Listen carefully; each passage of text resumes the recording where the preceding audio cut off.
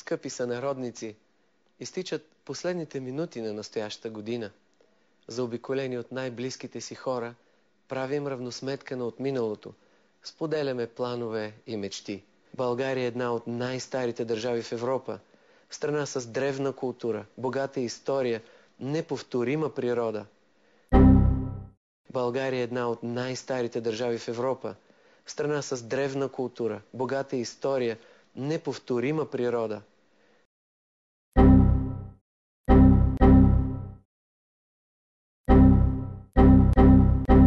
България е една от най-старите държави в Европа, страна с древна култура, богата история, неповторима природа.